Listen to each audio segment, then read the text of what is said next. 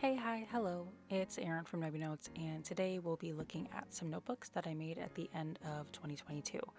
I'm hoping to turn these bookbinding ideas videos into a series, so if you haven't watched the first one, what I'll be doing today is just showing off these notebooks, talking a little bit about my process, and hopefully giving you some ideas if you're a bookbinder like me.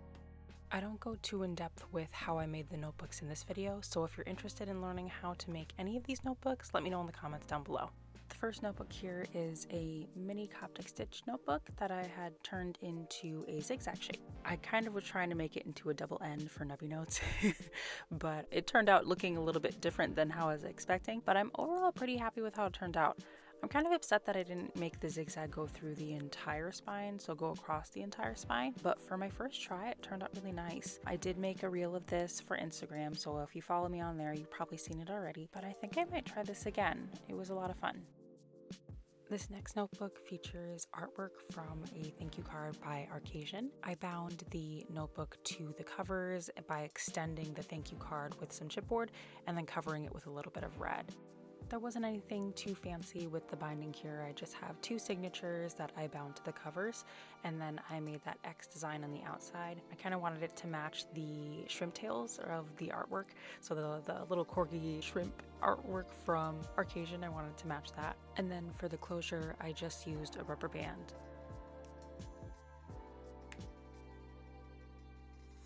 I used to do a lot of bullet journaling, and I had a lot of these dividers, these kind of like folder dividers that would be used for each month.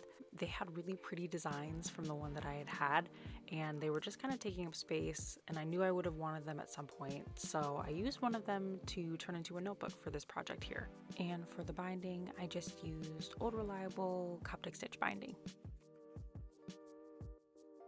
This next notebook here is one of my favorites. I used the tissue paper from Sissy Art Cafe as the covers, and then I did a little bit of Coptic stitch, and then I took a pink thread and then weaved it through the Coptic stitch to make that cool X design. I also wanted to do a really fun closure on this one, so I used the same pink thread to wrap around a button that I had sewn on, and then I also used my mini geometric hearts for the covers. I think all in all, it turned out so nice, and I absolutely love this one. I kind of want to make it again with a different kind of style, maybe a different kind of color. I love seeing those bright colors and then trying to play around with them. I think this one turned out really well. I like it a lot.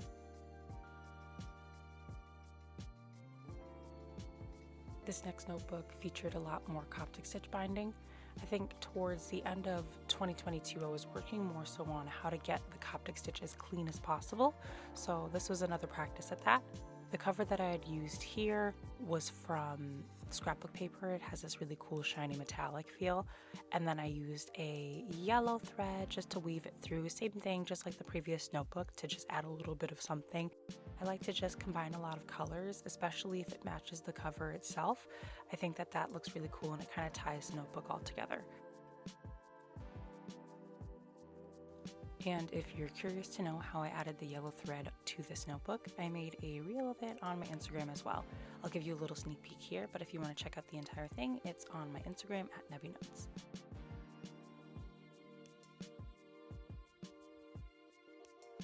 This next notebook was a lot of fun to make. I was watching a video by Sea Lemon, and she was doing a bookbinding tutorial video on how to make a do-si-do book from, I think it was a Line Co bookbinding kit. It turned out really cool, and I wanted to see if I could do it myself, so I used these cardboard pieces that were actually a box for, I think, candles or something like that. They're too cute with the design, so I wanted to see if I could use those and kind of make that do-si-do design. It's just Coptic stitch on both sides, which is so cool to me. I haven't tried something like that before, and it was not as difficult as I thought it would be, and it turned out looking really cool. This is one that I definitely want to try again, maybe with a different color or using different color threads. I want to see if I can make it super colorful, I guess in my own scheme of how I usually do bookbinding, but I just think it's such a cool concept and I want to make more of them.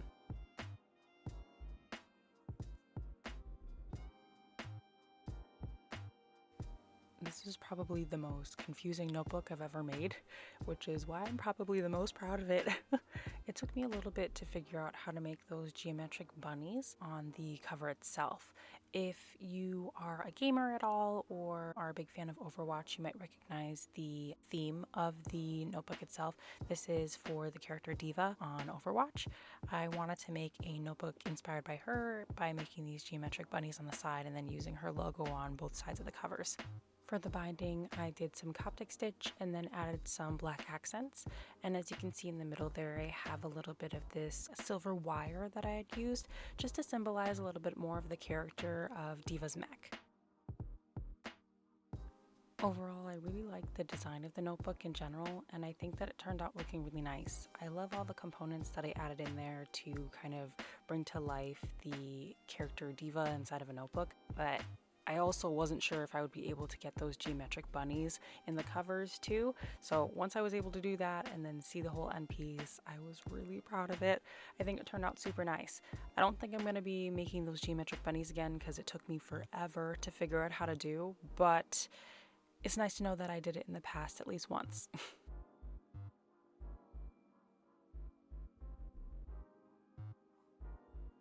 I made this next notebook for a challenge on Instagram, and there's this cool page called Are You Book Enough, where every single month they give a theme for different types of book projects that you can add to that specific theme, and the theme for this book project was school. So I used this really nice colorful crayon box for the covers, and then I used some notebook paper for the pages on the inside. For the binding, I used a multicolored wax thread, and I used some Coptic stitch as well as a gathering stitch. And if you're interested in learning how to do that gathering stitch, here's a little snippet that I put on my Instagram page. It's a lot easier than you think. You just go underneath some of those threads and then wrap it around and then continue binding.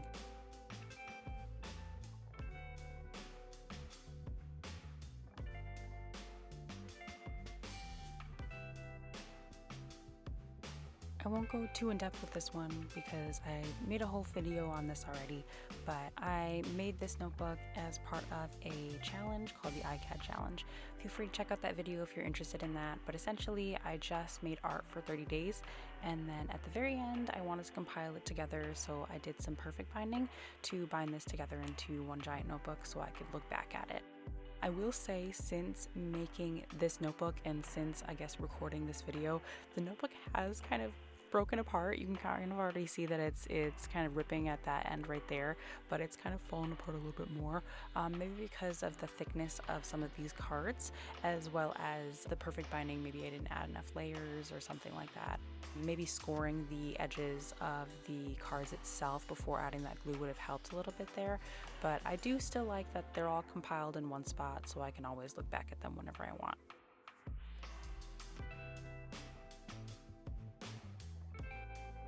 I had this notebook idea in my head for the longest time, so it was really freeing to finally be able to create it. In Procreate, I made this little Pokeball design for the covers, and then I hid Ditto on the inside and then stitched them all together with a chain stitch along the edge with the same color as Ditto. I originally wanted to make this into the buttonhole stitch, and I don't exactly remember why I didn't end up making it into the buttonhole stitch, so that's definitely something that I want to try again. But I think they look really nice. I like that they're a little set. They kind of look goofy, but Ditto is a little bit goofy, so I like them.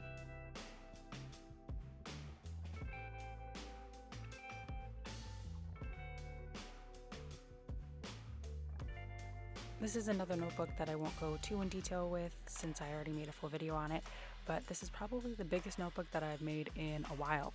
And if you haven't noticed already, I make a lot of smaller notebooks, so this is kind of a little bit out of my realm. Originally, I was making a lot of smaller notebooks because of the paper grain that I had, but nowadays it's more of a preference choice. I just think that they're really cute and small, and I like seeing them all cute and small. This notebook was actually a remake of the first Coptic stitch notebook that I've ever made. It turned out a lot better, I would say, than the first, and I really like it. For a big notebook that I haven't made in a while, it's nice. And I got a lot of really good practice with these set of notebooks. My brother had this tissue paper lying around by Ebbets Field's Flannels, and I decided to turn them into notebooks. In the end, he had enough tissue paper for me to make 4 notebooks. I don't really get along too well with case binding. That's why I was excited to try it out for these book projects. For this first notebook here, I did a little bit of case binding, and you can see I made some headbands and then I connected the covers with some repurposed jeans. I used a little elastic closure for the notebook, and this one's really cute. I really like it a lot. It's so small. I reused some dock grid paper that I'd had just lying around. For me doing case binding, it turned out pretty nice. Whether or not it falls apart when you actually use it, I do not know, but good practice.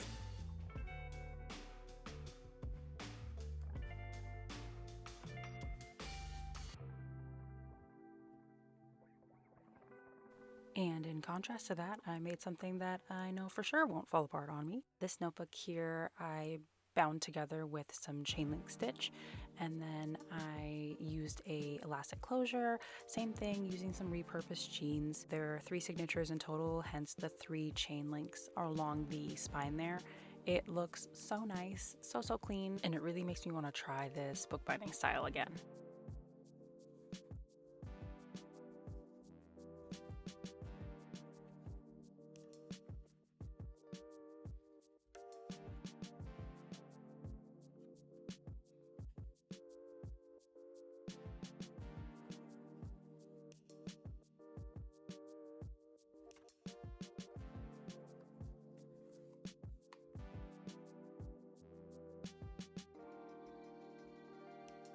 And this next notebook was my favorite of the whole set.